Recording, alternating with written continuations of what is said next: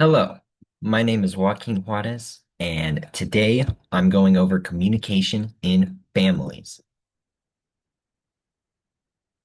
All right, before we can get into what communication looks like within families, we have to understand what a family is.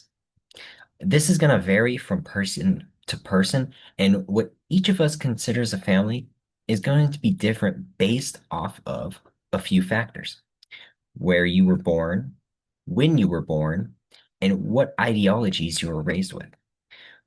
For most of American history, the bare minimum to be considered a family was a legally married man and woman with children. As we have progressed as a nation, we have become more accepting of others and what they consider their families. The question that many Americans ask themselves about what a family can be are, do you have to be married? Can homosexuals be families? Can a group of friends be a family?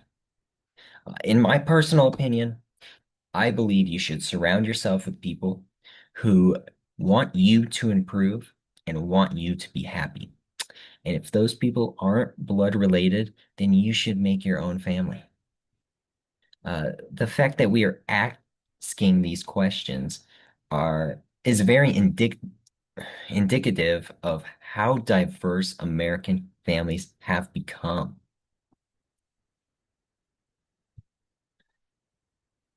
Now, a huge part of what American families are is marriage. Marriage has been completely different in the past. Originally, marriage was solely to produce offspring, forge or mend political relationships, link families, and were also used in property transactions.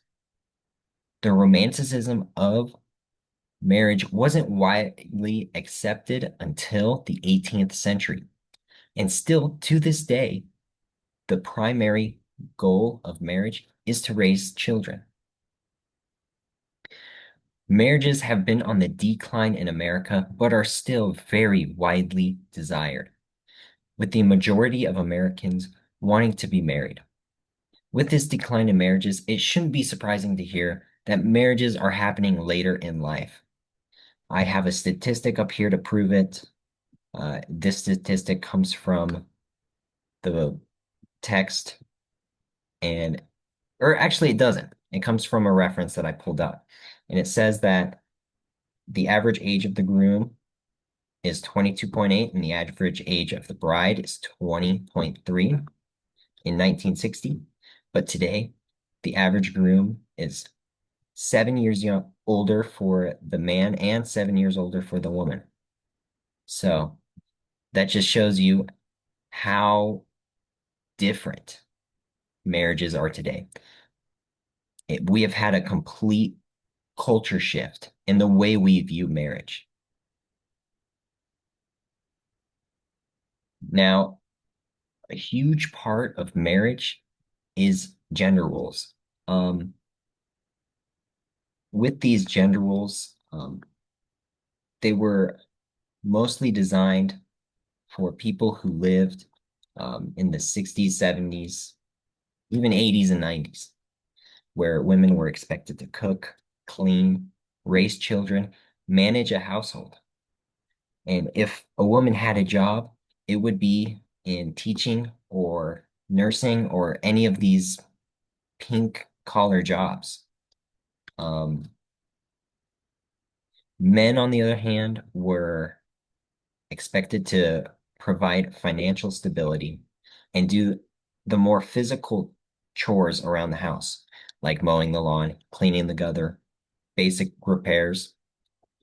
These strict gender roles in the 1960s have been increasingly blended into both genders' roles, uh, as both partners are now expected to contribute equally to the household.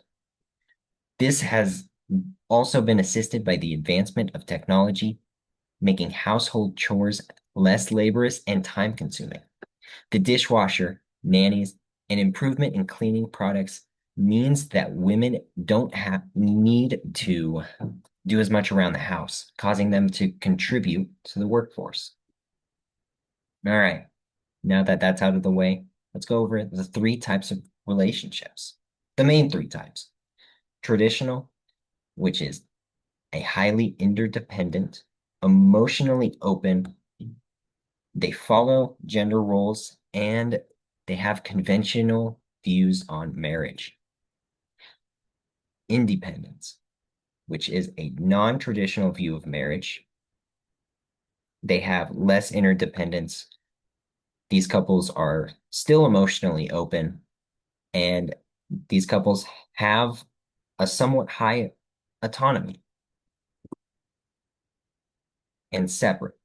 These relationships are highly autonomous, emotionally detached, and they avoid conflict due to them being so emotionally detached. Um, yeah, the three key elements in a long-term relationship are words, thoughts, and emotions.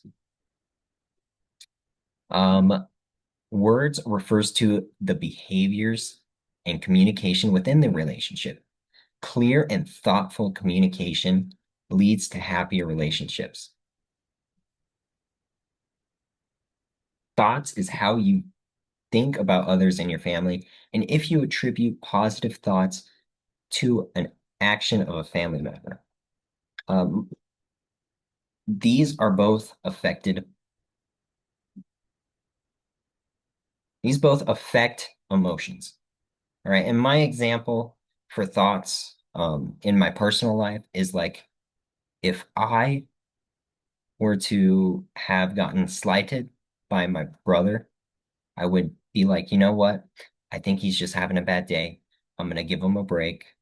Um, so you gotta positively think about your family members, and this and clear and thoughtful communication will lead to happier relationships. Conformity orientation. Plural, pluralistic has high communication and a low need for conformity. Children are allowed to express who they are and encouraged by their parents.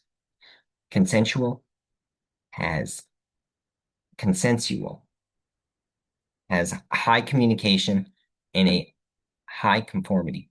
This means children are around their parents and communicate with their parents, but they still have to act and believe certain things and act certain ways. Protective has a low conversation but high conformity. These children are not talked to very much. They um, still need to act the way that their parents want them to act, and they still need to believe things that their parents believe. And then laissez-faire, which is low communication, low conformity. The parents don't care what their children are doing. They don't care what they believe. And finally, the family cycle. Step one is establishing a family. This is where a couple commits to a relationship and they figure out how to live together. Stage two is growing that family. The couple transitions into parenthood and they begin to have less time for themselves. Stage three is family development. The couple's entire lives begin to revolve around the children and they begin to influence their children's identity. Stage four is independence. The children begin to want independence and create their own identities as the parents need to encourage them and give them a safe place to come home to. Stage five is launching children. The kids begin to leave the home and go out into the real world and live their own lives. Stage six is post children. The parents are no longer bound by their child by their child, so they have to retransition into being a couple again, and they regain their autonomy. Stage 7, retirement. The couples are finally allowed to rest and do what they want with their time and completely regain their autonomy. Thank you for listening. Here are my references. That is all.